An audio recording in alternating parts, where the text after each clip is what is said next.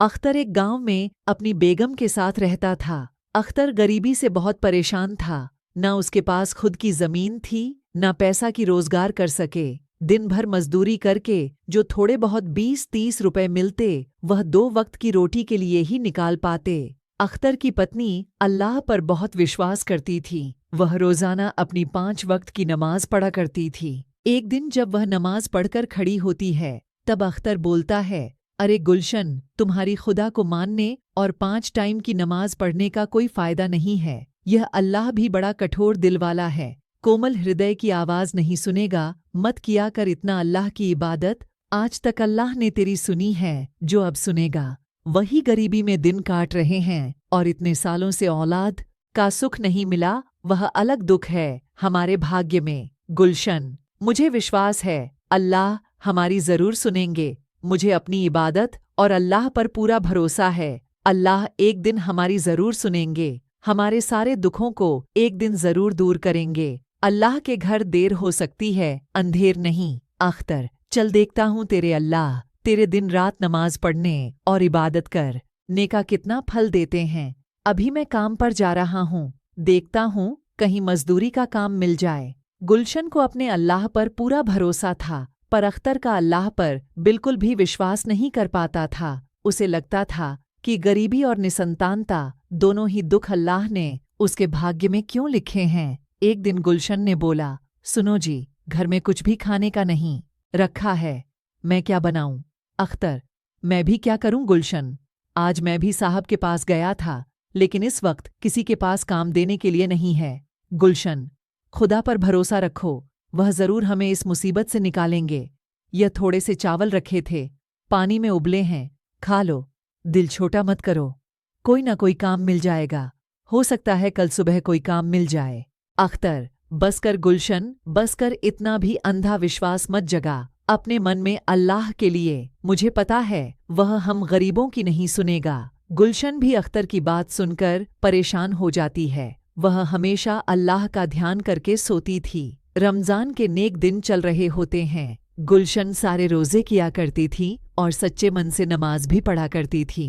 एक दिन जब गुलशन सो रही होती है, वह सपने में देखती है कि खुदा बोल रहे होते हैं, उठो गुलशन, तुम मुझ पर बहुत विश्वास करती हो, तुम बहुत ही मन से रमजान और इबादत करती हो। मैं तुम्हारी इबादत से बहुत खुश हूँ। अब तुम्हारी सारी चिंताएं दूर होने वाली हैं। गुलशन, हे खुदा, मुझे आप पर विश्वास था, आप मेरी विपदा जरूर दूर करेंगे। गुलशन सपने से उठती है और इधर उधर देखने लगती है, पर वहाँ कोई नहीं होता है।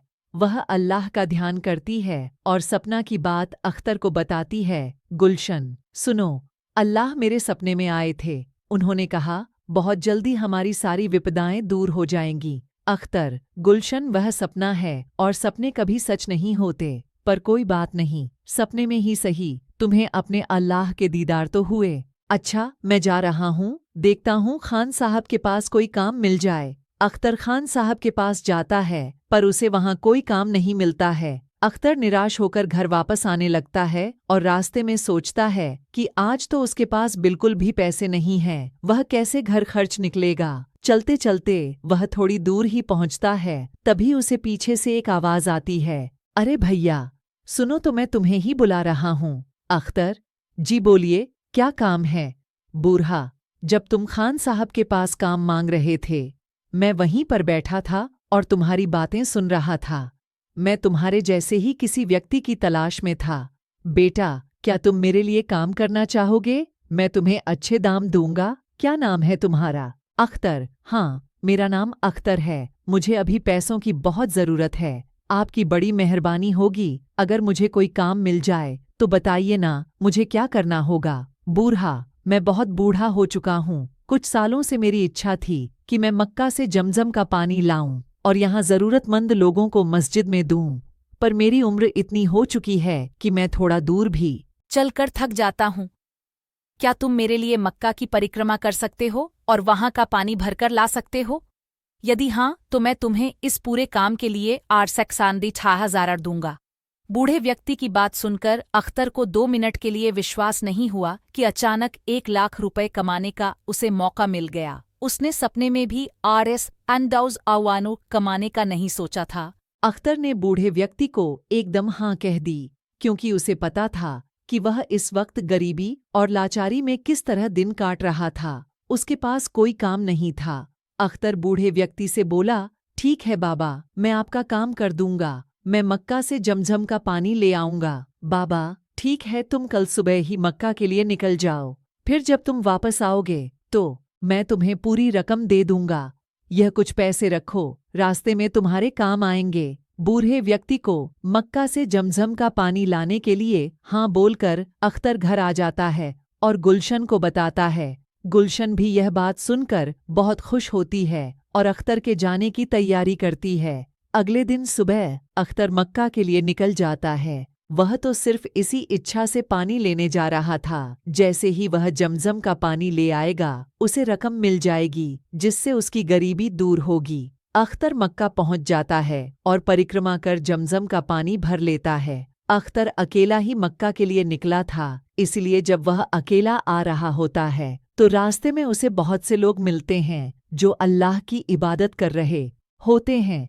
अख्तर भी अल्लाह की इबादत करता हुआ वापस आ रहा होता है। तभी आते समय अख्तर को एक झाड़ी के पास से आवाज आ रही होती है, बहुत प्यास लगी है, बहुत प्यास के मारे मेरा गला सूख रहा है, कोई मेरी मदद करो। अख्तर, अरे आप कौन है बाबा, और यहाँ कैसे, वह भी इस हालत में? बूढ़ा, यही पास के गांव में रहता हूँ, मेरी आंखें नहीं है बेटा, मैं देख नहीं सकता। भोजन की तलाश में गांव से दूर निकल आया और रास्ता भटक गया। मुझे बहुत प्यास लगी है बेटा, 2 घुट पानी पिला दो, अल्लाह तुम्हारा भला करेंगे। अख्तर मन में सोचता है, क्या करूं, मेरे पास पीने का पानी नहीं है, बस यही जमजम का पानी है जो उन बूढ़े बाबा के लिए लेकर जाना है। अगर मैं यह पानी इन्हें पिला दूंगा तो उन्हें क्या बोलूंगा? यह पानी तो जरूरतमंद और परेशान लोगों के लिए है, और लाचार बाबा को जो प्यास से व्याकुल हो रहे हैं, ऐसे तो नहीं छोड़ सकता। ना मैं इन्हें पानी पिला देता हूँ और उन बूढ़े बाबा को बोल दूंगा कि मैं पानी नहीं ला सका, शायद मेरी किस्मत में पैसा कमाना लिखा ही नहीं था। अख्तर उस व्यक्ति को मक्का का जमजम का पानी पिला देता है और व्यक्ति की प्यास बुझ जाती है। वह अख्तर को शुक्रिया कहता है और बोलता है, मेरी सहायता की मेरी प्यास बुझाई, अल्लाह तुम्हें हमेशा खुश रखे बेटा। आज तुमने इस अंधे फकीर को पानी पिलाया है, मैं भी तुम्हें कुछ देना चाहता हूँ। यह पोटली अपने पास रखो और घर जाकर ही इस पोटली को खोलना। अख्तर, बाबा मैं आपको घर छोड़ देता हूँ, आप अकेले कैसे जाओगे? फकीर, नहीं बेटा, मैं चला जाऊंगा, तुम्हें भी तो समय पर घर पहुंचना होगा, तुम्हारी बेगम गुलशन तुम्हारी राह देख रही होगी। अख्तर अपने घर की तरफ चल पड़ता है। रास्ते भर अख्तर यही सोचता है, वह बूढ़े बाबा को क्या जवाब देगा। रमजान का भी आखिरी दिन है, दोबारा पानी लेने नहीं जा सकता, वह ईद पर नहीं पहुंच पाएगा। वह मायूस अवस्था में गांव पहुंचता है और खान साहब के पास जाता है और पूछता है, खान साहब, जब मैं उस दिन आपसे काम मांगने आया था तो यहाँ एक बूढ़े बाबा बैठे थे, क्या आपने उन्हें कहीं देखा है? खान, कौन से बूढ़े बाबा? मेरे यहाँ तो मक्खी भी मेरी बिना इजाजत के नहीं बैठती, तो कोई बूढ़ा बाबा कैसे बैठेगा? मेरी दुकान के पास यहाँ कोई नहीं आया था। अख्तर, उन्होंने तो मुझे कहा था कि वह मुझे यहीं मिलेंगे। अख्तर ने गांव में हर तरफ उसे बूढ़े व्यक्ति की खोज की, पर वह बूढ़ा व्यक्ति अख्तर को कहीं भी नहीं मिला। अख्तर निराश होकर घर आ गया। घर जाकर अख्तर ने अपनी पत्नी को सारी घटना बताई। गुलशन बोली, सुनो जी, आपने जिन बाबा को जमजम का पानी पिलाया था, क्या उन्हें मेरा नाम बताया था? अख्तर, अरे गुलशन, मैं तो उस बाबा को तुम्हारा नाम नहीं बताया था, फिर भी उन्होंने कहा कि तुम्हारी बेगम गुलशन तुम्हारी राह देख रही होगी। इतना कहा और यह पोटली दी और इसे घर जाकर ही खोलने को कहा। ये सब क्या हो रहा है? गुलशन, आप पोटली खोलकर देखो क्या है इसमें, और बाबा ने की आपको क्यों दी है? अख्तर पोटली खोलकर देखा तो उसमें 1 लाख रुपए थे। उसने सोचा, इतना तो उस बाबा ने मक्का से जमजम की पानी लाने की रकम बोली थी। आज मैंने उस बाबा को पूरे गांव में ढूंढा पर वह नहीं मिले। गुलशन, आप अभी भी नहीं समझे, पर मैं पूरी बात समझ गई। यह सब हमारे अल्लाह की मेहरबानी है। आपने भले ही खुदा पर कभी विश्वास नहीं किया, पर आपका दयालु स्वभाव देखकर अल्लाह ने उसका फल दिया है। यह सब उन्हीं का चमत्कार है। वह सारा अल्लाह का ही किया था। आपने ज़रूरतमंद की सहायता की और अल्लाह ने आपकी परीक्षा ली, जिसमें आप खरे उतरे। हमें अल्लाह का शुक्रिया करना चाहिए, जिन्होंने फरिश्ते के रूप में आकर हमारी गरीबी दूर की। अख्तर, हाँ गुलशन, ये तुम्हारी अल्लाह की इबादत करने का फल है। तुमने हमेशा सच्चे मन से उनकी इबादत की, इसलिए उन्होंने तुम्हें इसका फल दिया। आज से अल्लाह पर मेरा भी अटूट विश्वास बन गया है। हे खुदा, मुझे माफ़ करना। दोस्तों, आज की ये पोस्ट आपको कैसी लगी, ये आप हमें कमेंट करके बता सकते हैं। आगे भी हम ऐसे ही पोस्ट आपके लिए लेकर आते रहेंगे।